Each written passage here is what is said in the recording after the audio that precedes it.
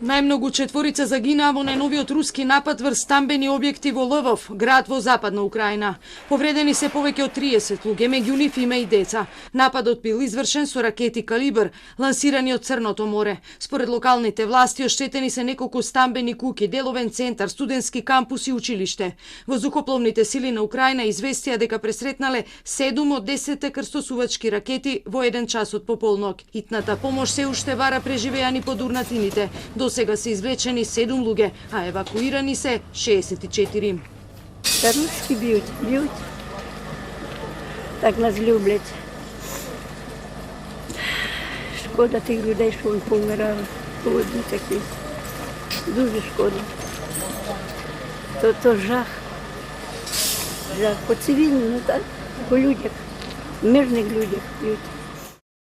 Ова е најголемиот напад во војната што трае повеќе од 16 месеци врз цивили во Лвов, град кој е далеко од бојното поле и се наоѓа на околу 70 километри од границата со Полска, земја членка на НАТО. На почетокот на војната Лвов служеше како главна транзитна точка на милиони бегалци од различни делови на земјата кои ја преминаа границата кон Европа, а стотици илјади украинци останаа во помирниот и побезбеден Лвов. Украинскиот претседател Володимир Зеленски, кој денеска е во посета на Бугарија, објави видео на интернет на кој се гледаат разурнатите згради и рече дека ќе има одговор. Се очекува Зеленски со бугарските власти да потпише заедничка декларација за евроатлантските интеграции на Украина, како и меморандум за соработка во областа на енергетиката.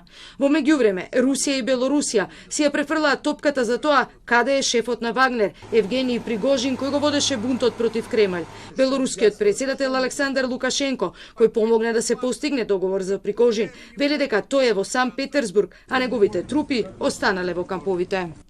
Что касается Евгения Васильевича Викторовича, да? Евгения Викторовича Пригожина, он находится в Питере, где он сегодня утром, может быть, в Москву поехал, может, еще где-то, но на территории Беларуси его нет. Лукашенко рече дека понудата Вагнер да стационира некои од неговите борци во Белорусија, перспектива што ги вознемири соседните земји на НАТО, се уште постои и тој понуди неколку воени локации од советската ера за нивна употреба. Портпаролот на рускиот претседател Димитри Песков кажа дека неговата земја не го наблюдува Пригожин, но и дека не ги знае сите информации од разговорите меѓу Лукашенко и Путин.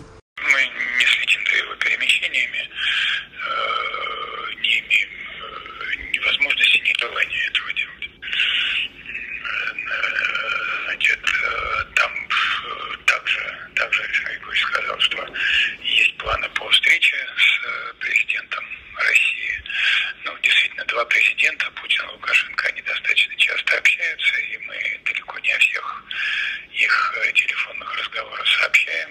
По прекинот на бунтот против Кремљ на 24 јуни во замена за амнестија и безбедносни гаранции за Вагнеровите војници се појавија неколку детали од договорот, но сега нејасна е еднината на Пригожин.